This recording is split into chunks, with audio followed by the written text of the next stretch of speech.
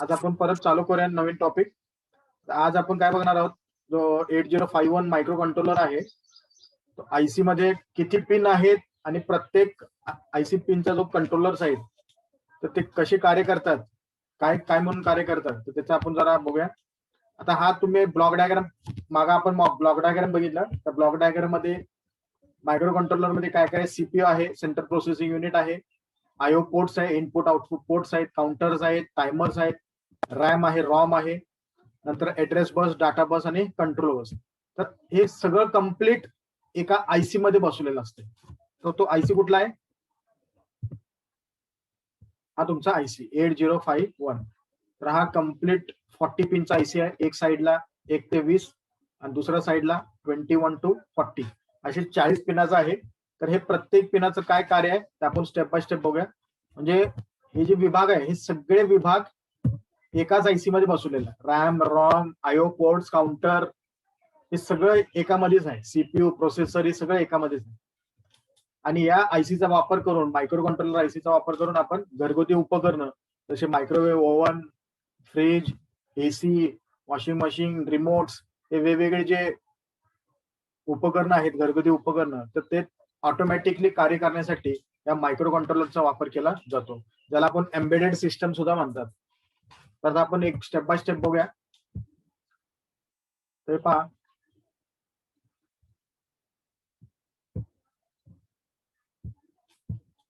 so there are 4 ports in 8051 IC: port 0, port 1, port 2 and port 3.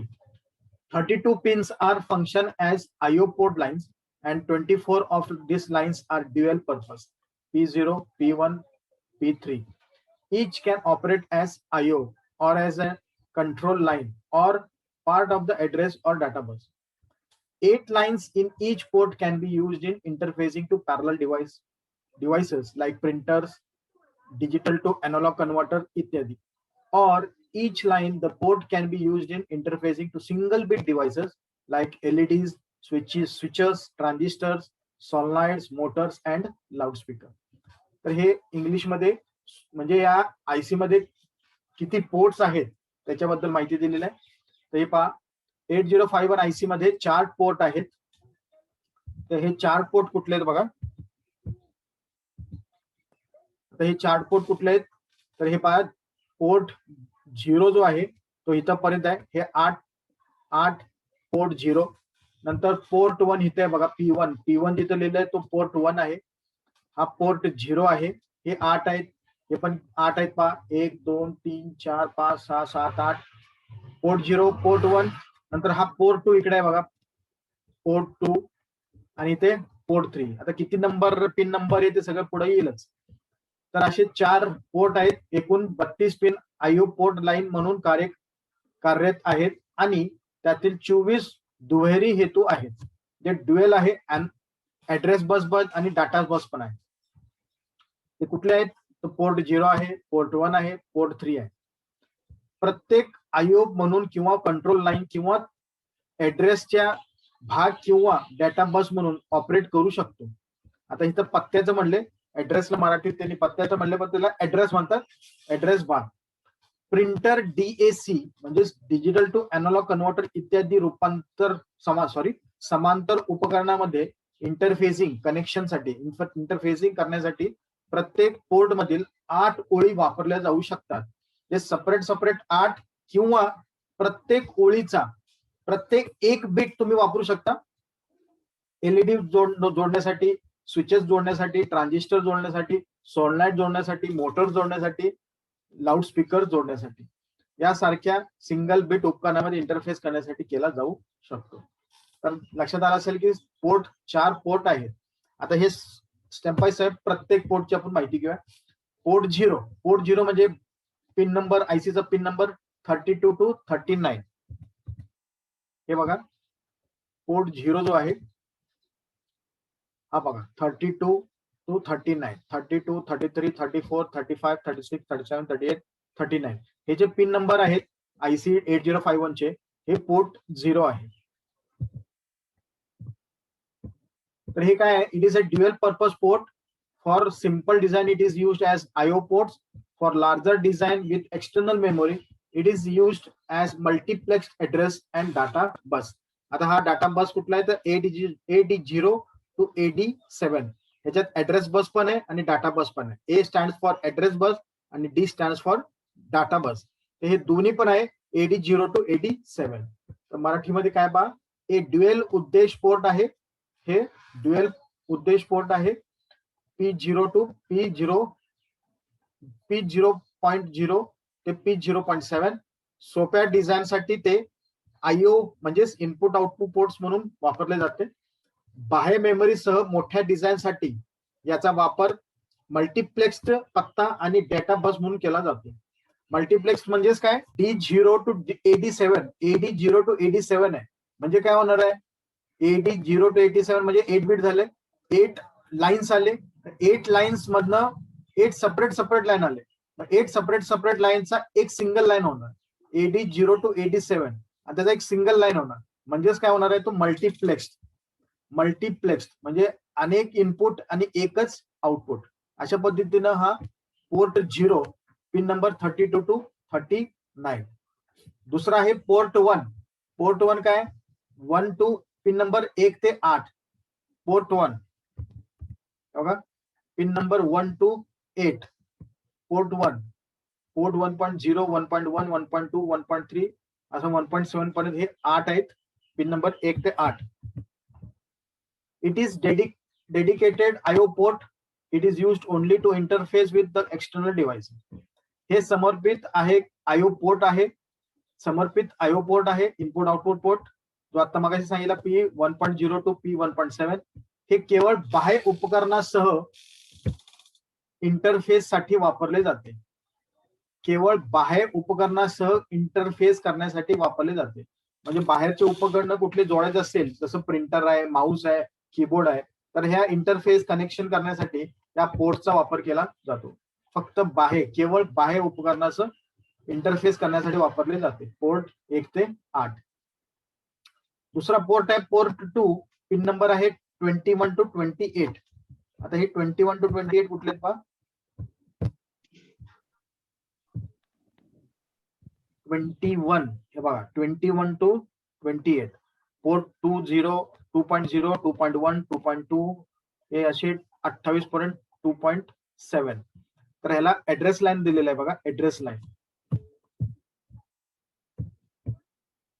तर it is dual purpose port. परत इथं पण address data line किंवा dual purpose आहे. It is used as IO port or higher byte of address bus A8 to A15. हे dual उद्देश port आहे. P2.0 to P2.7. हे IO पोर्ट किंवा ऍड्रेस बसची उच्च बाईट A8 ते A15 म्हणून वापरली जाते. इथं ऍड्रेस लाईन पण आहे, डाटा बस पण आहे. हे ड्युअल पर्पज आहे, ड्युअल पर्पज पोर्ट आहे, पोर्ट 2. नंतर पोर्ट 3 आहे, पिन नंबर 10 ते 17. पिन नंबर 10 ते 17 पहा. 10 पोर्ट 3.0, 3.1 ह्या 17 पर्यंत, पोर्ट 3.7 पर्यंत. पोर्ट 3 10 ते 17 pin number. It is a dual purpose port. हा पण ड्युअल पर्पज पोर्ट आहे. It is used as IO port or used to special features of 8051. आता याचा टेबल पण आपल्याला पुढे बघता येईल. हे ड्युअल उद्देश पोर्ट आहे. P3.0 to P3.7. हे एक IO पोर्ट म्हणून वापरले जाते किंवा 8051 च्या वैशिष्ट्याकरिता वापरले जाते. तर हे टेबल मध्ये सेपरेट दिले प्रत्येकाचं. तर या ठिकाणी बघा, पोर्ट 3.0 चं कार्य काय, receive data for serial port. नंतर पोर्ट 3.1 काय करते, transmit data for serial port. आता हा जो सिरियल पोर्ट्स आहेत RxD आणि TxD, तर हे bit by bit serial port म्हणजे रिसिव्ह म्हणजे काय, तो घेणार आहे, बिट बाय बिट तो घेणार आहे. सिरियल पोर्ट म्हणजे तो बिट बाय बिट घेणार आहे. ट्रान्समिट डाटा हा सुद्धा देताना तो बिट बाय बिट देणार आहे. म्हणजे मायक्रो कंट्रोलर रिसिव्ह करणार म्हणजे घेणार आणि ट्रान्समिट करणार म्हणजे तो बाहेर देणार. तो कुठल्या पोर्ट मधनं देणार, ह्या 2 पोर्ट मधनं, 3.0, 3.1. दुसरा आहे 3.2, तर तो एक्सटर्नल इंटरप्ट 0 आहे. 3.3 आहे एक्सटर्नल इंटरप्ट 1, म्हणजेच प्रोसेसरला थोड्या वेळासाठी थांबवण्यासाठी बाहेरील कम्युनिकेशन इंटरफेसिंग साठी एक्सटर्नल इंटरप्ट दिलेला आहे. तर 0 3.2 ला आणि 1 3.3 ला. नंतर काउंटर्स आहेत 3.4 ला, timer counter 0 external input, 3.5 timer counter 1 external input.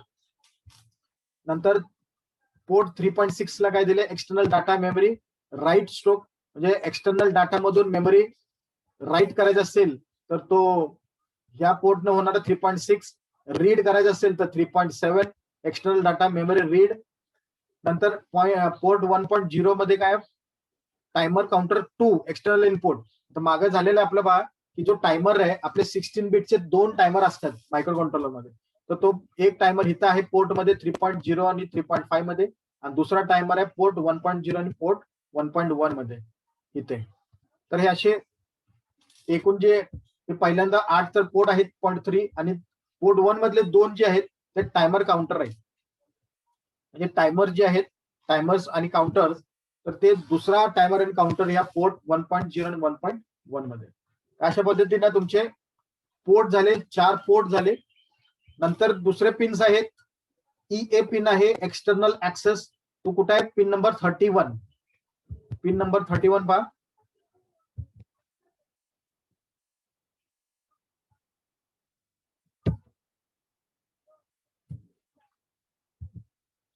Pin number 31 हे पहा, पिन नंबर 31 इथं लिहिले बघा, EA आणि वरती कॉम्प्लिमेंट म्हणलं का बा, EA कॉम्प्लिमेंट. तर याचं काम काय आहे, external access. It is an input signal is generally kept high. त्याला नेहमी 5 व्होल्ट डीसी वर हाय ठेवलेलं असते, और लो किंवा कमी ठेवलेलं असते ग्राउंडला. If EA is high, external access हा हाय असेल, 8051 execute program from internal memory. म्हणजे इंटरनल रॉम मधून तो कार्यान्वित होणार आहे, समजा तो हाय असेल. If EA is low, if EA is low it execute program from external memory. ज्यावेळेला हा EA 0 असेल, तो बाहेरील मेमरी मधून तो कार्यान्वित होणार आहे. म्हणजे प्रोग्राम तुम्हाला बाहेरून तुमच्या, आता समजा मागं आपलं झालेलं आहे की समजा रॉम मध्ये रॅम आणि रॉम त्यांच्या कॅपॅसिटी कशी आहेत. म्हणजे आता रॉम तुमचा 4 किलोबाइट्स आहे आणि रॅम तुमचा 128 बाइट्स आहे. मग तुम्हाला हे पुरेसे नसेल, तुम्हाला अजून प्रोग्राम जादा भरायचा असेल, मग तुम्हाला एक्सटर्नल बाहेरील मेमरी तुम्हाला लागणार. बाहेरील मेमरीला कनेक्शन करण्यासाठी हे कंट्रोलचा वापर केला जातो, external access. Pin number 31, pin number 31. म्हणजे आता समजा तुमचा हाय असेल, 5 व्होल्ट डीसी वर असेल, तर तो आतल्याच मेमरीचा वापर होणार आहे, आतल्या रॉमचाच वापर होणार आहे. पण तुम्हाला एक्स्ट्रा रॉम पाहिजे असेल, मग ह्याला 0 5 व्होल्ट ऐवजी तुम्हाला इथं ग्राउंड करावं लागेल. तो ग्राउंड केला की तुमचा बाहेरील मेमरीचा वापर तो 8051 त्याचा वापर करणार आहे, बाहेरील मेमरीचा. अशा पद्धतीने हा एक्सटर्नल ऍक्सेस आहे, पिन नंबर 31. पुढचे पिन नंबर आहेत पिन नंबर 9. त्याला काय म्हणले, RST. तर हे काय होणार, reset. It is a master reset input pin. It should be kept high to start up 8051. म्हणजे बघा की तुम्हाला 8051 चालू करायचं असेल, तर हा चालू करण्यासाठी नेहमी हा कुठे ठेवलेला असते, हायवर ठेवलेला असते. 9 पिन, पिन नंबर 9 हे पहा इथं, पिन नंबर 9 हा RST बघा, पिन नंबर 9 रिसेट. नंतर आहे on chip oscillator, pin number 18 आणि 19. हे प्रश्न बरेच वेळा विचारलं जातं की ऑसिलेटर कुठल्या पिन नंबरला आहे. 18 आणि 19 पिन नंबरला तुमचा ऑसिलेटर म्हणजे क्रिस्टल जोडलेला आहे. क्रिस्टल जे आहे 18 आणि 19 नंबरला जोडलेलं असते. एक्सटर्नल XTAL आणि XTAL 1 आणि 2 हे क्रिस्टल आहे, लक्षात घ्या. तर 18 आणि 19 नंबरला जोडलेलं आहे. मग मागे सांगितलंय की हे crystal oscillators clock pulses generate करतात, हे सगळे विभाग सिंक्रोनाइज करण्यासाठी. क्रिस्टल 18 आणि 19 ला. तर हे परत normal crystal frequency 12 megahertz. या क्रिस्टलची फ्रिक्वेन्सी आहे 12 मेगा हर्ट्स. हे पण प्रश्न विचारला जाते की त्याची नॉर्मल फ्रिक्वेन्सी किती आहे, तर 12 मेगा हर्ट्स याची फ्रिक्वेन्सी आहे. दुसरा आहे पॉवर कनेक्शन. 20 आणि 40 पिन हे पॉवर कनेक्शन साठी. 20 जो आहे तो ग्राउंड साठी आहे आणि 40 आहे तो VCC म्हणजे +5 व्होल्ट साठी. आपला 8051 5 व्होल्ट वर चालतोय, 5 व्होल्ट डीसी वर चालतोय, लक्षात घ्या. तर ह्याच्यामध्ये 40 पिन नंबरला तुम्ही +5 व्होल्ट देणार आहे आणि 20 नंबरला ग्राउंड म्हणजेच निगेटिव्ह. म्हणजे बघा हा 40 पिन नंबर जो आहे इथं तुम्ही पॉझिटिव्ह सप्लाय देणार आहे +5 व्होल्ट आणि इथं निगेटिव्ह सप्लाय देणार आहे 20 पिन नंबर 20 ला. नंतर आहे PSEN program store enable pin number आहे 29. आता पिन नंबर 29 काय बघा, PSEN is an output and control signal to enable the external memory. म्हणजेच बाहेर मेमरी सक्षम करण्यासाठी PSEN एक आउटपुट आणि कंट्रोल सिग्नल आहे. कंट्रोल सिग्नल बाहेरील एक्सटर्नल मेमरी चालू करण्यासाठी, बाहेरील मेमरी चालू करण्या, मगाशीच आपण एक पिन नंबर बघितला की आपल्याला बाहेरच्या मेमरी तुम्हाला वापरायचं असेल, एक्स्ट्रा मेमरी वापरायचं असेल तर त्याच्यासाठी काय करावं लागेल, तर इथं तुम्हाला ते चालू करण्यासाठी ह्या कंट्रोलचा वापर करायला लागणार आहे. Program store enable 29 pin number. तर हा पिन नंबर 29 पहा, हे बघा PSEN 29 नंबरचा प्रोग्राम स्टोअर एनेबल. नंतर आहे ALE address latch enable 30 pin number 30. ALE is an output signal to control demultiplexing the address and data bus. ALE signal oscillates at 2 MHz. आता इथं बघा मगाशी आपण एक मल्टिप्लेक्सिंग बघितलं, इथं आहे डिमल्टिप्लेक्सिंग. डिमल्टिप्लेक्सिंग म्हणजे मल्टिप्लेक्सिंगचं उलट. म्हणजे काय होणार आहे, इथं मगाशी अनेक इनपुट्स होते आणि एक आउटपुट होता. आता एक इनपुट पासून अनेक आउटपुट देण्याचं काम हा डिमल्टिप्लेक्सिंग या ऍड्रेस लॅच एनेबलच्या पिन नंबर मध्ये होणार आहे. आणि त्याची फ्रिक्वेन्सी पण दिली त्यांनी, ALE signal oscillates at 2 MHz. तर हे पिन नंबर 30 ला आहे. ALE पिन नंबर 30 पहा, पिन नंबर 30 ALE. तर हे अशा पद्धतीने हे सगळे जे पिन नंबर्स आहेत आयसीचे, तर आपण हे सगळे आयसी बघितले. हे 4 पोर्ट्स आहेत, पोर्ट 0 8, पोर्ट 1 8, पोर्ट 2 8 आहेत आणि पोर्ट 3 8 आहेत. म्हणजे 8 तो 32 हे सगळे टोटल आहेत. बाकीचे जे क्रिस्टल, ग्राउंड, एक्सटर्नल ऍक्सेस हे सगळं आपण आता ऍड्रेस लॅच एनेबल हे सगळं आपण सेपरेटली सगळं बघितलं. तर तुम्हाला आयडिया आला असेल की हे 40 पिनामध्ये आयसी मध्ये हे सगळ्या पिनाचं कार्य कसं केलं जातं. हे पोर्ट्स म्हणजे लक्षात आलं असेल, हे पोर्ट म्हणजे तुमचा आयओ पोर्ट आहे, इनपुट आउटपुट पोर्ट. म्हणजे इनपुट म्हणजे काहीतरी डाटा घेण्यासाठी आणि आउटपुट पोर्ट म्हणजे काहीतरी डाटा याच्यातनं देण्यासाठी. आता अजून जरा थोडं पुढे जाऊया. आपण ते अगोदर बघितलेलंच आहे, परत एकदा आपण बघणार आहोत की इंटरनल डाटा मेमरी. आता याच्यामध्ये 128 bytes of internal data memory is divided into 2 parts. Part 1 is RAM 00 to 7FH. Part 2 is special function registers 80 ते FFH.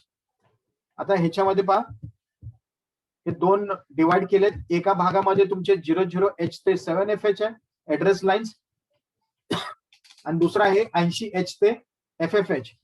ह्याच्यामध्ये हे ऍड्रेस लाईन्स मध्ये काय रजिस्टर्स आहेत आणि इकडे ते स्पेशल फंक्शन रजिस्टर्स आहेत.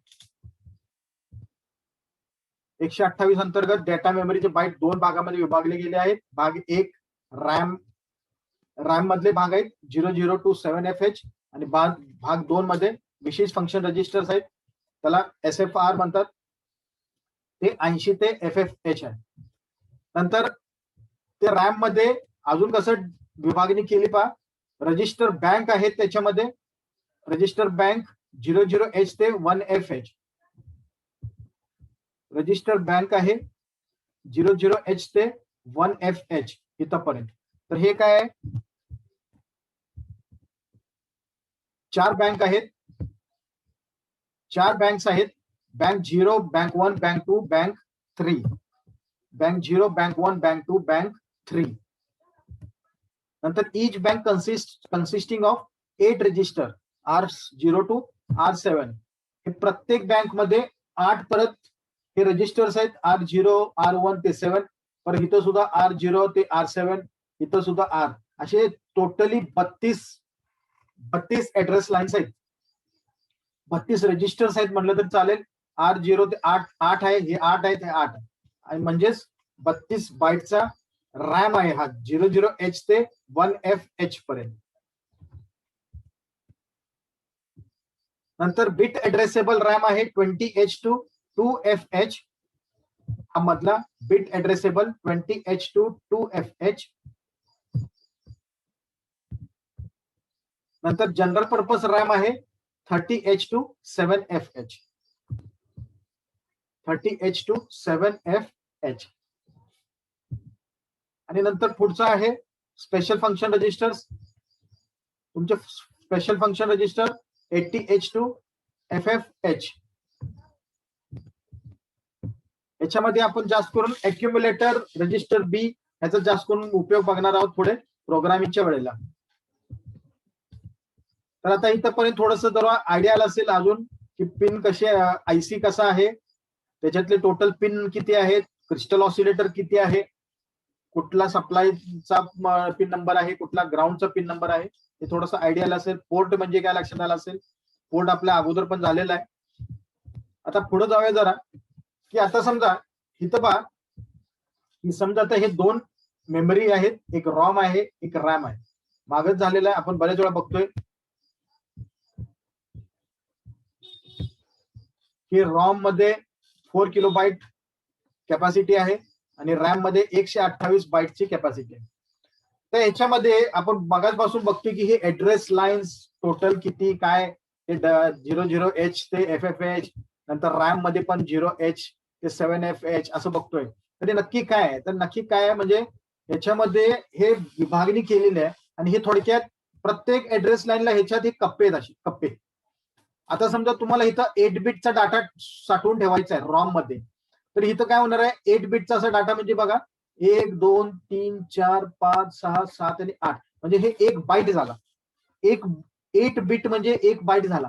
तर 8 बिटचा डाटा तुम्हाला ठेवायचा असेल म्हणजे उदाहरणार्थ समजा एक 10H ठेवायचं असेल तर तुम्ही ह्या पद्धतीने ठेवू शकता. आता हे फॉर्म कुठला आहे बघा, हेक्साडेसिमल फॉर्म आहे, लक्षात ठेवा. मग आपलं झालेलं आहे की ह्याला हेक्साडेसिमल मध्ये कसं लिहिलं जातं, 1 ला कसं लिहिलंय 0001 आणि 0 ला कसं लिहिलंय 0000. अशा पद्धतीने हेक्साडेसिमल मध्ये हा डाटा ह्या 8 बिट फॉर्म मध्ये ठेवलेला आहे. तर हे कुठं ठेवलंय, तर ह्या ऍड्रेसला ठेवलंय 300H ह्या ऍड्रेस लाईनला हा ठेवलेला आहे. कुठल्या मेमरीमध्ये, रॉम मेमरी. आता हा 300H का वापरलाय, तर त्याचं स्टार्टिंग ऍड्रेस 00H पासून ते FFH आहे, तर त्याच्यामध्ये हा 300H येणारच आहे. म्हणजे तुमच्या लक्षात येत असेल की ह्या ऍड्रेस मधला हा 300H हे ऍड्रेस तुम्हाला माहिती असेल तर तुमचा तिथला डाटा तुम्ही घेऊ शकता किंवा घेऊन तिथं साठवू शकता. तसंच रॅम मध्ये पण तुम्हाला डाटाची ऍड्रेस लाईनची माहिती पाहिजे. म्हणजे आता समजा इथं रेंज किती आहे जी 00H ते 7FH. मग हे यामधला 50H ऍड्रेस लाईन बघितलं तर या 50 लाईन ऍड्रेस मध्ये तुम्ही इथं डाटा ठेवू शकता, इथं डाटा ठेवू शकता, 52 मध्ये ठेवू शकता, 53 मध्ये. तर इथं समजा एक सिंपल मध्ये असं बघितलं की बाबा ह्या रॉम मधला डाटा इकडून तुम्हाला इकडे ट्रान्सफर करायचा असेल तर तुम्ही डायरेक्टली इकडून इकडे ट्रान्सफर करू शकता. म्हणजे रॉम मधला डाटा तुम्ही रॅम मध्ये ट्रान्सफर करू शकता. तर तुमच्या थोडस जरा आयडिया आला असेल की हे ऍड्रेस लाईन म्हणजे काय, रॉम आणि रॅमचे, आणि हे डाटा कसे ठेवलेले असतात इथं. आणि हे ट्रान्सफर होताना मध्ये एक पार्ट येतोय तो म्हणजे तुमचा ए म्हणजे तुमचा अक्युम्युलेटर. हा मेन पार्ट आहे. मगाशी तुम्ही SFRS मध्ये बघितलं स्पेशल फंक्शन रजिस्टर मधला हा मेन रजिस्टर आहे, तो म्हणजे फंक्शन रजिस्टर. रजिस्टर हा सारखा शब्द वापरतोय. रजिस्टर म्हणजे वेगळं काही नाहीये, जसं एक आपला रजिस्टर असतो नेहमी आपण रजिस्टर मध्ये काहीतरी लिहितो. रजिस्टर म्हणजे एक काहीतरी साठवून ठेवण्याचं एक ठिकाण आहे. रजिस्टर इज नथिंग बट एक प्रकारचं मेमरी, लक्षात ठेवा. असं वेगळं काही नाही. हा म्हणजे एक तुम्ही इथं काहीतरी डाटा ठेवला म्हणजे हा रजिस्टर झाला, इथं सुद्धा तुम्ही ते काहीतरी डाटा ठेवला म्हणजे हा पण रजिस्टर झाला. मग हा रजिस्टरला काय म्हणतात, अक्युम्युलेटर म्हणतात. तुम्ही डायरेक्ट R0 म्हणला तर R is nothing but register, 0 नंबरचा रजिस्टर. आता इथं डायरेक्ट त्या रजिस्टरला नाव दिलंय अक्युम्युलेटर. म्हणजे काय होणार आहे, ह्याच्यातला डाटा तुम्ही ह्या अक्युम्युलेटर मध्ये ठेवणार आहात आणि परत अक्युम्युलेटर मधला डाटा ह्या तुमच्या रॅमच्या ऍड्रेस लोकेशनला जाणार आहे. किती लोकेशन, 50H लोकेशनला. मग हे कसं ट्रान्सफर केलं जातं किंवा इथं डाटा कसा ठेवला जातो त्याचा आपण एक छोटासा एक्झाम्पल बघणार आहोत पुढे. त्याच्या अगोदर ह्याच्यामध्ये काय फंक्शन सेट्स असतात की हे प्रोग्राम साठी वापरलं जातं, त्याच्याबद्दल थोडस माहिती घेऊ आता. Instruction set of 8051 arithmetic and logical function. 8051 instruction set. The 8051 8-bit controller, microcontroller family instruction set includes 111 instructions. याच्यामध्ये 111 instructions आहेत. 49 of which are single byte, 45 2-byte and 17 3-byte instructions. The instruction opcode format consists of a function, mnemonics, followed by a destination and source operand field. The instruction set is divided into 4 functional groups. तर मराठीमध्ये पहा 8051 8-bit microcontroller family instruction set मध्ये 111 सूचना समाविष्ट आहेत. त्यापैकी 49 एकल bite आहे, 45 2 बाईट आहेत आणि 17 3 बाईट आहेत इन्स्ट्रक्शन आहेत. इन्स्ट्रक्शन ऑपकोड स्वरूपात गंतव आणि स्त्रोत ऑपरेंड फील्ड नंतर मेमोनिक फंक्शन असते. सूचना संच 4 कार्यात्मक गटामध्ये विभागलेले आहे. आता हे सगळं आपण अजून थोडं डिटेलमध्ये बघणार आहोत की ऑपकोड म्हणजे काय, ऑपरंड म्हणजे काय, न्यूमॅनिक्स म्हणजे काय. त्याच्या अगोदर आपण इन्स्ट्रक्शन कुठले आहेत ते बघूया. त्याच्यामध्ये इन्स्ट्रक्शन सेट कुठले आहेत तर अरिथमेटिक गणितीय ऑपरेशन साठी आहेत. अरिथमेटिक मध्ये ऍड ऍडिशन आहे, सबस्ट्रॅक्शन आहे. सब म्हणजे सबस्ट्रॅक्शन, ऍड म्हणजे ऍडिशन. हे असे काय सूचनेचे संच आहेत, सूचने आहेत. लॉजिक ऑपरेशन आहेत की ज्याच्यामध्ये तुम्ही अँड करू शकता, ऑर करू शकता, एक्स ऑर करू शकता. हे जे शॉर्टकट्स आहेत हे कोड्स आहेत, हे सगळे कोड्स आहेत. न्यूमॅनिक्स आहेत. डाटा ट्रान्सफर साठी काय इन्स्ट्रक्शन्स आहेत, एमओव्ही. तर असे जे वेगवेगळे इन्स्ट्रक्शन्स आहेत ते जवळपास 111 आहेत 8051 मध्ये. तर आपण हे स्टेप बाय स्टेप बघणार आहोत. तर त्याच्यामध्ये ऍड्रेस लाईन्स कुठले कुठले आहेत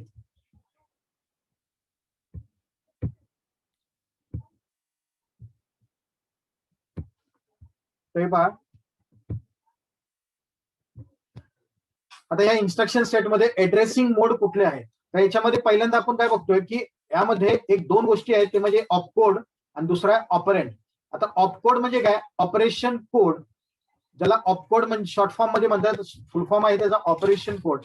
ते काय, command to do something, example move. आता तुम्हाला कुठलं काहीतरी कार्य करायचं आहे तर ते कार्य दाखवण्यासाठी हा कोड आहे एमओव्ही. आता एमओव्ही म्हणजे काय, मूव्ह डाटा. तुम्हाला डाटा मूव्ह करण्यासाठी हा ऑपकोड वापरायचा आहे. तिथंच तुम्ही समजा इथं ऍड वापरला किंवा सबस्ट्रॅक्ट वापरला किंवा एमयूएल वापरला तर तो काय दर्शवतोय की बाबा त्या ठिकाणी त्याला काहीतरी कार्य करायचं आहे, स्पेशल कार्य करायचं आहे.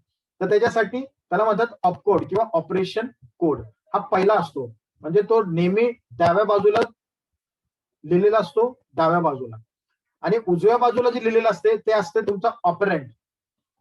ऑपरेंड म्हणजे काय, is shown in the form of data or register. हा डाटा किंवा रजिस्टरच्या स्वरूपात लिहिलेला असेल. म्हणजे आता ए आणि बी हे रजिस्टरच्या स्वरूपात लिहिले आणि 45 हे डाटाच्या स्वरूपात लिहिलेलं आहे, किंवा ऍड्रेस लाईनच्या स्वरूपात सुद्धा लिहिलेलं असेल. ऍड्रेस लाईन तर is shown in the form of data register use for specific task. म्हणजे हे टास्क काहीतरी करणार आहे, काहीतरी कार्य करणार आहे. काय कार्य करणार आहे की समजा आता एक एक्झाम्पल दिलंय, मूव्ह ए कॉमा बी. आता ह्याचं काम काय पहा की ए म्हणजे तुमचा डेस्टिनेशन आहे आणि बी म्हणजे तुमचा सोर्स आहे. तर सोर्स मधला data will copy in the destination A. B हा रजिस्टर मधला जो डाटा असेल तो अक्युम्युलेटर मध्ये जाऊन कॉपी होणार आहे.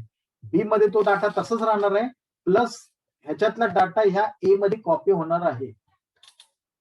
हे असं कार्य करणार आहे. म्हणजे तुमचा हा फंक्शन तुम्ही दिला मायक्रो कंट्रोलरला, मूव्ह ए कॉमा बी. तर हे कार्य काय करते पहा की बी मधला जो डाटा असेल तो कॉपी करून तो अक्युम्युलेटर मध्ये आणणार आहे. आणि ह्या दोन्हीला काय म्हणतात, ए आणि बी ला, तर ए ला म्हणतात डेस्टिनेशन आणि बी ला म्हणतात सोर्स. आणि नेहमी कार्य होताना कसं होते, उजव्या बाजूने डावीकडे, म्हणजे source to destination. It will copy data from source to destination. पण नेहमी तुम्ही जसं आता पुढे एक एक्झाम्पल दिले बघा, मूव्ह ए कॉमा हॅश 45. याचं म्हणणे काय, immediate addressing mode. Immediate addressing म्हणजे काय, जिथं तुम्ही कुठेही हॅश वापरलेला नाही, जिथं तुम्ही हॅश वापरून डाटा लिहिलेला असेल तो डायरेक्टली तो डाटा तुमच्या रजिस्टरला जाणार आहे. लक्षात येते का बघा, इमिडिएट ऍड्रेसिंग, ज्या ठिकाणी ज्याला तुम्ही हॅश जोडलेला असेल त्या हॅश जोडलेल्या ठिकाणी तुमचा तो डाटा तो डायरेक्टली त्या रजिस्टरवर जाणार आहे. म्हणजे फॉर एक्झाम्पल मूव्ह A,#45 म्हणले तर त्या ठिकाणी 45 जो डाटा आहे हा डाटा आहे, लक्षात घ्या, तो डाटा डायरेक्टली तुमच्या अक्युम्युलेटरला जाणार आहे. ह्या फंक्शन वरून, ह्या इन्स्ट्रक्शन वरून तुमचा डाटा डायरेक्टली याच्यात जाणार आहे, म्हणून याला म्हणतात इमिडिएट ऍड्रेसिंग. दुसरा एक प्रकार आहे रजिस्टर ऍड्रेसिंग मोड. आता रजिस्टर म्हणजे काय, इथं तुमचा डाटा होता, इथं डाटा नाही, इथं काय रजिस्टर आहे. आता R1 रजिस्टर आहे, तर R1 रजिस्टर मध्ये तुम्हाला पहिल्यांदा डाटा ठेवावा लागेल. आता हे तर काय कार्य होते बघा या इन्स्ट्रक्शनच्या साह्याने, मूव्ह A,R1, ह्या R1 रजिस्टर मध्ये जो काय डाटा असेल तो ह्या अक्युम्युलेटर मध्ये जाऊन कॉपी होणार आहे, म्हणजे ह्याच्यातला डाटा ह्याच्यात जाऊन कॉपी होणार आहे. मग रजिस्टर ऍड्रेसिंग, ह्याला म्हणतात रजिस्टर ऍड्रेसिंग. नंतर आहे तुमचं काय पाहिलं आपण, direct addressing mode, address line 30H27FH is use. ते काय जनरल पर्पज रजिस्टर आहे.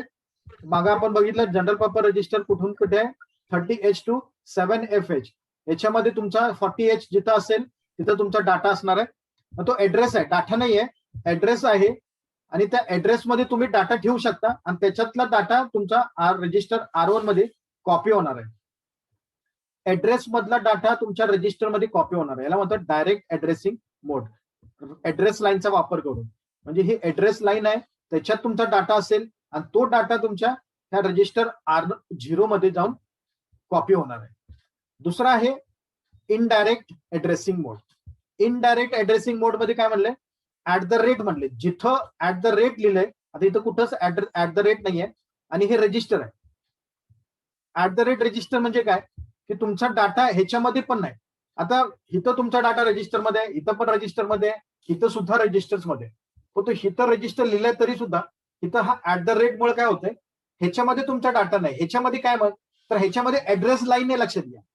हे जसं 45H आहे, तो 45H पहिल्यांदा ह्या R1 मध्ये असेल आणि R1 मध्ये 45H असेल आणि मग 45H मध्ये परत डाटा असेल. म्हणजे बघा काय काय आहे, @ ज्या वेळेला तुम्ही ह्या रजिस्टरला जोडलेलं असेल तर त्या या R1 मध्ये काय असणार आहे, पहिल्यांदा ऍड्रेस लाईन, आणि ऍड्रेस लाईन मध्ये मग डाटा असेल. म्हणजे आता 45H मध्ये परत 40 हा डाटा असेल, तर तो कसा याच्यामध्ये दिलेला आहे की पहिल्यांदा ऍड्रेस लाईन आणि ऍड्रेस मधनं डाटा, आणि तो डाटा मग कुठं कॉपी होणार आहे, अक्युम्युलेटर मध्ये, म्हणून याला म्हणतात इनडायरेक्टली ऍड्रेसिंग मोड. तर तुमच्या लक्षात आलं का, वेगवेगळे addressing mode, immediate addressing, register addressing, direct addressing आणि इनडायरेक्ट ऍड्रेसिंग. पुन्हा एकदा बघा, इमिडिएट ऍड्रेसिंग मध्ये काय होतंय की तुमचा जो डाटा आहे तो डायरेक्टली रजिस्टरमध्ये कॉपी होतो. म्हणजे आता बघा की तुमचा हा हॅश जिथं जोडलेला आहे तो hash represent immediate, directly data तुमच्या रजिस्टरमध्ये जाणार आहे. म्हणजे एक्झाम्पल मध्ये A,45 केले तर तो हॅश मुळे काय होणार आहे, डायरेक्टली 45 डाटा हा अक्युम्युलेटर मध्ये येणार आहे, रजिस्टर अक्युम्युलेटर मध्ये. दुसरं काय म्हणते, रजिस्टर ऍड्रेसिंग. हा रजिस्टर आहे, इथं पण रजिस्टर आहे, एका रजिस्टर मधला डाटा दुसऱ्या रजिस्टर मध्ये कॉपी होणार आहे, म्हणून याला रजिस्टर ऍड्रेसिंग मोड म्हणतात. तिसरा आहे तुमचा डायरेक्ट ऍड्रेसिंग मोड. इथं तुमचा ऍड्रेस रजिस्टर नाही, आता ऍड्रेस लाईन आहे. या ठिकाणी ऍड्रेस लाईन मधला जे डाटा असेल तो डाटा कॉपी होणार रजिस्टर मध्ये, म्हणून याला म्हणतात डायरेक्ट ऍड्रेसिंग मोड. आणि इनडायरेक्ट ऍड्रेसिंग मोड, याच्यामध्ये बघा की रजिस्टर मध्ये सुद्धा डायरेक्ट डाटा नाहीये. रजिस्टर मध्ये पहिल्यांदा ऍड्रेस लाईन असणार आहे आणि ऍड्रेस लाईन मध्ये परत डाटा असणार आहे, तर तो डाटा तुमचा अक्युम्युलेटर मध्ये कॉपी होणार आहे, म्हणून याला @ जोडलंय, याला म्हणतात इनडायरेक्ट ऍड्रेसिंग मोड.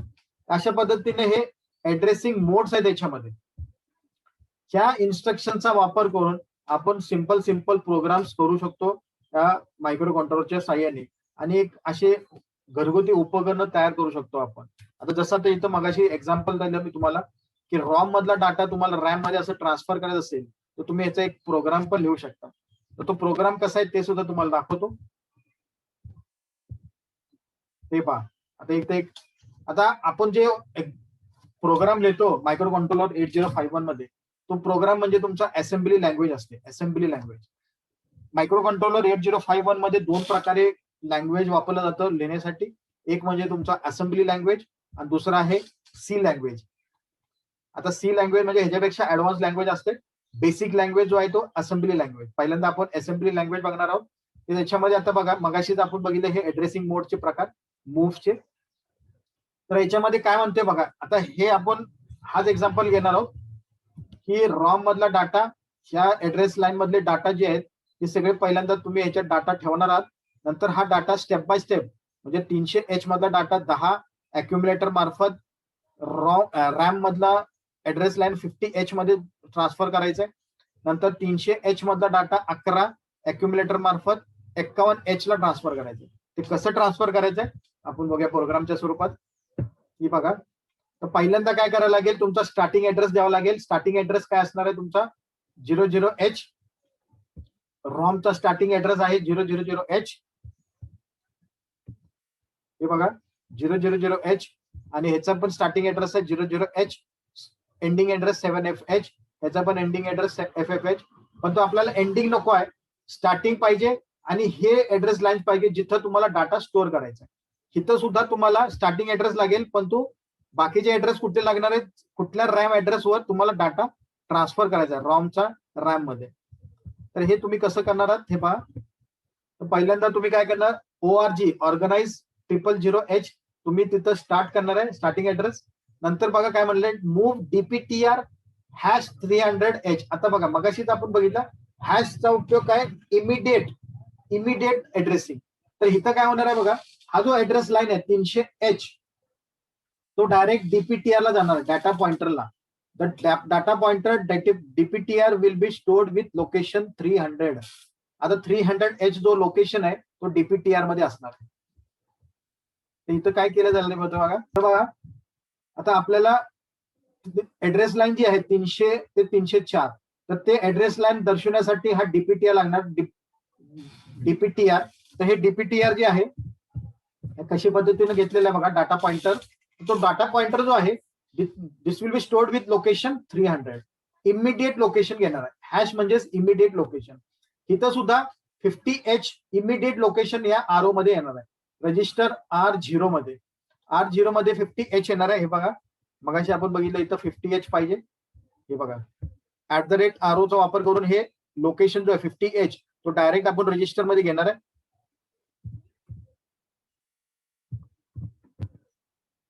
त्याच्यामध्ये नंतर काय करणार आहात की आता तुम्हाला किती रजिस्टर मधले डाटा ठेवायचे, 5 रजिस्टर मधले, 1 2 3 4 5 5 रजिस्टर मधला जो ऍड्रेस लाईन मधले जे डाटा आहे तो डायरेक्ट तुम्हाला ट्रान्सफर करणार आहे. मग 5 रजिस्टर तुम्हाला तिथं काउंट करावं लागणार आहे. तर ते त्याच्यासाठी काय केलं बघा की रजिस्टर 6 मध्ये 05 आकडा टाकलेला आहे, म्हणजे 05 डाटा. ते कशासाठी, तर तो काउंट करणार 5 वेळा, 5 डाटा काउंट करणार आणि ते प्रत्येक डाटा प्रत्येक ऍड्रेस लाईनला ट्रान्सफर करणार ह्या रॉम मधून रॅम मध्ये. तर हे R6 मध्ये आपण काय केलं, 5 डाटा ठेवलेला काउंट करण्यासाठी. नंतर स्टार्ट केले मूव्ह CA, @A + DPTR. आता ह्याचं काम काय बघा, ह्या इन्स्ट्रक्शनचं काम काय. तर ह्या इन्स्ट्रक्शनचं काम काय, तर ह्या ठिकाणी मूव्ह C लिहिलेलं आहे. इथं कुठेही मूव्ह C नाही आहे बघा. इथं सुद्धा मूव्ह नुसतं म्हणले, ह्याला सुद्धा मूव्ह म्हणले, पण तू ह्याला जोडून मूव्ह C म्हणले. तर मूव्ह C म्हणजे हे कोड आहे, लक्षात घ्या. कोड कशासाठी कोड आहे, तर हा फक्त मूव्ह C इन्स्ट्रक्शन फक्त रॉम मधला जो डाटा घेण्या किंवा लिहिण्यासाठी ह्या मूव्ह C चा वापर केला जातो. हे लक्षात ठेवायचं आहे की हे मूव्ह हे सगळे रॅम साठी आहे आणि मूव्ह C हा रॉम मधला डाटा, म्हणजे तुम्हाला ह्या रॉम मधला डाटा तुम्हाला रॅम मध्ये घ्यायचा आहे किंवा रॉम मध्ये स्टोअर करायचा आहे. तर त्याच्यासाठी तो इन्स्ट्रक्शन आहे तो मूव्ह C आहे. आणि इथं रॅम साठी फक्त मूव्ह असते, म्हणून इथं एक वेगळा इन्स्ट्रक्शन दिलाय तो म्हणजे मूव्ह C.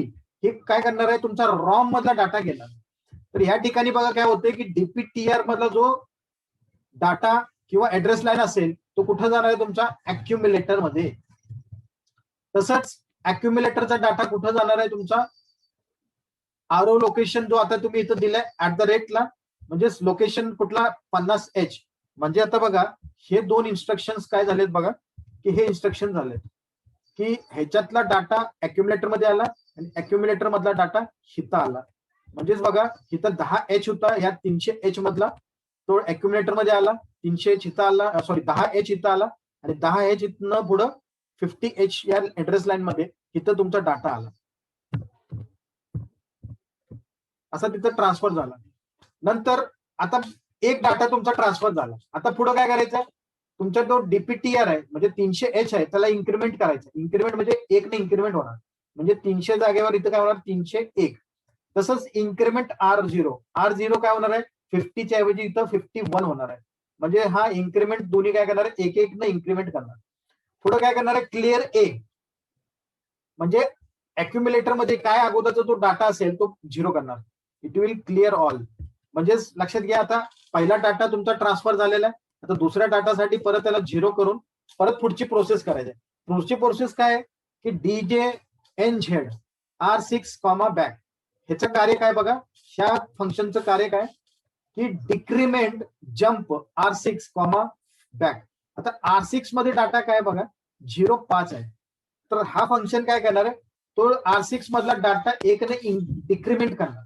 डिक्रीमेंट म्हणजे कमी करणार, म्हणजे 05 आहे तर हा काय करणार पहिल्यांदा 04 करणार. डिक्रीमेंट म्हणजे 04 आणि प्लस काय करणार आहे ह्या कार्याने की तो 0 न कम्पेअर करणार, त्याला डिक्रीमेंट केलेली किंमत आणि 0 न कम्पेअर करणार. समजा तो 0 नाही आला तर तो बॅकला जाणार, म्हणजे कुठं हिथं या इन्स्ट्रक्शनला, आणि तो परत इन्स्ट्रक्शन कार्यान्वित करणार. म्हणजे हिथून तो पहिल्यांदा डिक्रीमेंट करणार, 0 न कम्पेअर करणार, 0 नाही आला की परत बॅकला, असं तो 5 वेळा कंटिन्यू करणार. आणि ज्या वेळेला तो 0ला 0 येईल त्यावेळेला तो पुढे जाणार आणि पुढे जाऊन परत तो एंड होणार. मग हो हा समजा 05 झाला, 04 झाला, डिक्रीमेंट होत होत R6 3 झाला, 0 न कम्पेअर करणार, परत पुढे जाणार, परत वरती जाणार, नंतर 2 ला जाणार, 2 होणार, डिक्रीमेंट होणार, परत तो 0 न कम्पेअर करणार, परत बॅक वरती जाणार, असं 0 पर्यंत येणार. नंतर इथं स्टॉप होणार, 0ला 0 झाला इथं स्टॉप होऊन पुढे येणार. आता इथं काय बघा, आतापर्यंत आपण बघितलं नाही की 300H पुढचे जे डाटा आहेत 301, 302 ह्या ऍड्रेस लाईन मध्ये डाटा काय ते आपण तिथं कुठे ठेवलेलं नाहीये. मग त्याच्यासाठी आपण आता हे 2 फंक्शन्स ऍड करणार आहोत इन्स्ट्रक्शन्स. ते म्हणजे ORG 300H पासून स्टार्ट झालं आणि 301, 302, 303, 304 मध्ये डाटा काय ठेवायचा आहे, तर डाटा बस जो आहे, डाटा बाईट जो आहे तो 10H, 11H, 12H, 13H, 14H. म्हणजे काय होणार आहे, हे 2 फंक्शन दिल्यानंतर डायरेक्टली तुमच्या ह्या पुढच्या ऍड्रेस लाईनला हे डाटा डायरेक्टली त्याच्यात फीड होणार आहे. म्हणजे अगोदर तुमचे डाटा ह्याच्यामध्ये पाहिजेत ना, 300 ते 304 पर्यंत अगोदर तुमचे डाटा पाहिजेत आणि मग हे डाटा इकडे ट्रान्सफर होणार आहे ह्या रॅम मध्ये. मग अगोदर डाटा देण्यासाठी ह्या रॉम मध्ये तुम्ही हे फंक्शन, हे इन्स्ट्रक्शन द्यायचे आहे. हे 2 इन्स्ट्रक्शन द्यावं लागेल, ORG 300H आणि नंतर हे DB data bite 10H, 11H, 12H, 13H, 14H. ह्या पद्धतीनं तुमचा हा 2 इन्स्ट्रक्शन हे होणार आहे आणि कार्यान्वित. आणि पुढे शेवटी या सगळ्या प्रोग्रामला एंड करण्यासाठी या ठिकाणी एंड हा ऑप्शन आहे. अशा पद्धतीनं तुम्ही मायक्रो कंट्रोलर उपकरणामध्ये हे कार्य ऑपरेट करून घेतलं तर तुम्हाला हे डाटा रॉम मधून रॅम मध्ये ट्रान्सफर करून पाहायला मिळेल. तर ह्याच्यासाठी आपण एक सॉफ्टवेअर घेतलेलं आहे, त्या सॉफ्टवेअर मध्ये तुम्ही बघू शकता हे कसं कार्य करते.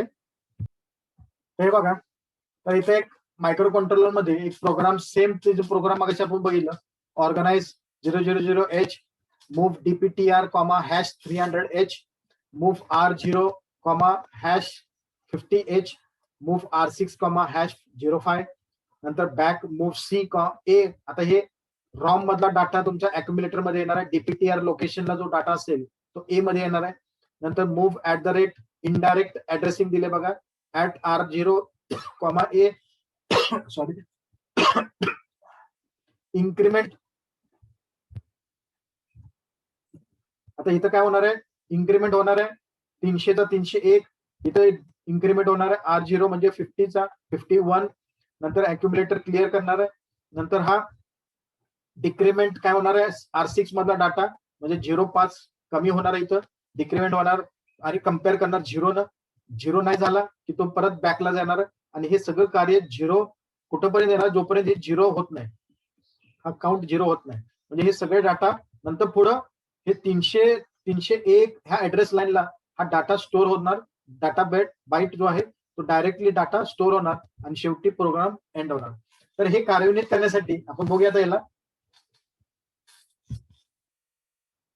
खरोखर तो डाटा तिथे जातोय का त्या ऍड्रेस लाईनला. 50, 51, 52, 53, 54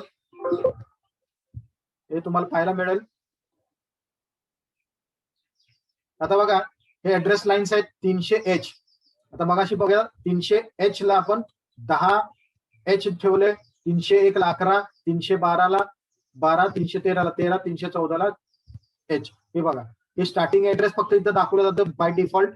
पण हे 300 ला 10 आहे, 301 ला 11 आहे, 302 ला 303 ला 304 ला बाय डिफॉल्ट तुम्हाला असं दाखवलेलं पहिल्यांदा स्टार्टिंग ऍड्रेस.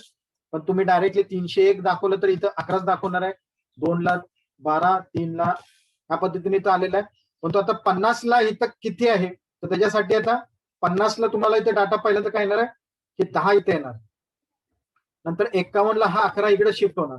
म्हणजे हा तुमचा जो 300H आहे हा रॉम मेमरी आहे आणि हे दुसरा मेमरी कुठला आहे रॅम. हा रॅम मेमरी आहे आणि हा तुमचा रॉम मेमरी आहे. तर आता पहिल्यांदा आपण डाटा ठेवलेला आहे याच्यामध्ये रॉम मध्ये अशा पद्धतीनं. हे जे डाटा तुम्ही इथं दिले तोच डाटा इथं आलेला आहे. आता रॅम मध्ये ट्रान्सफर करणार आहोत.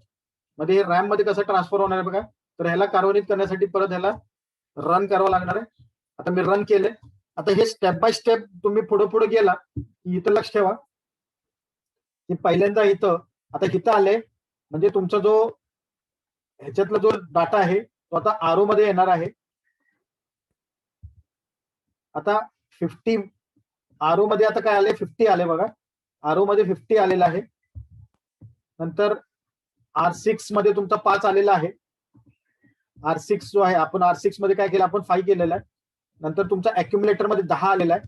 अक्युमुलेटर मध्ये 10 आलेला आहे आणि आता बघा 50 हा जो 50 आहे तो 50 तुमचा इथं 10 आला बघा. पहिल्या 50 मध्ये 50 ऍड्रेस लाईन मध्ये तुमचा पहिला डाटा ट्रान्सफर झाला बघा.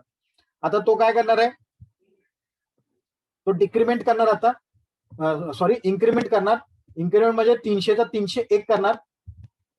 हे बघा इथं 301 झाला बघा 301. नंतर हा 51 केला 50 चा मग 50 होता तो आता 51 झाला बघा. आता हे झिरोला तो पहिल्याला झिरो न कम्पेअर करणार. इथं तो झिरो होणार नाहीये तो परत बॅकला जाणार. म्हणजे आता पुढे जाणार. आता मग अशी 5 होता तो 4 झाला तो आता पुढे जाणार आहे कम्पेअर करून बॅकला. म्हणजे परत इथं झाला.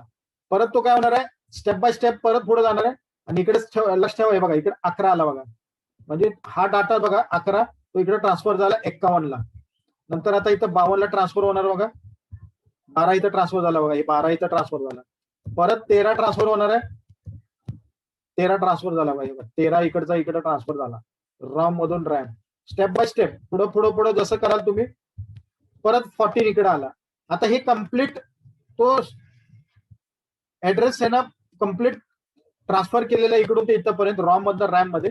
आता हे बघा इथं तुमचा स्टेप बाय स्टेप बघा. आता इथं आला 305 ला. आता 305 ला तो पुढे जाणारच नाही कारण इथं काउंट करताना बघा इथं आला की इथं आल्यानंतर इथं तुमचं काय होणार आहे झिरो आला. झिरो झाला की तो कम्पेअर करणार आहे. झिरोला झिरो म्हणजे तो झिरो पुढे जाणारच नाही. म्हणजे तुमचा पुढे काहीच डाटा येणार नाही बघा. इथं काहीच होणार नाही पुढं. तुम्ही किती काय केलं तर पुढं संपलं स्टॉपच झालं. अशा पद्धतीनं रॉम मधला डाटा रॅम मध्ये आपण इथं ट्रान्सफर केलेला आहे आणि या अशा इन्स्ट्रक्शन सेटच्या साह्याने. तर ह्याला असेंब्लिंग लँग्वेज म्हणतात. असेंब्ली लँग्वेज मध्ये तुम्ही या मायक्रो कंट्रोलर मध्ये असा मूव्ह ट्रान्सफर डाटा करू शकता या मूव्ह इन्स्ट्रक्शनच्या साह्याने. लक्षात आलं असेल थोडंसं आयडिया आला असेल की मायक्रो कंट्रोलर मध्ये नक्की काय आहेत रजिस्टर्स काय आहेत मेमरी लोकेशन्स काय आहेत ऍड्रेस लाईन्स काय आहेत हे तुम्हाला आयडिया आलेली असेल. धन्यवाद.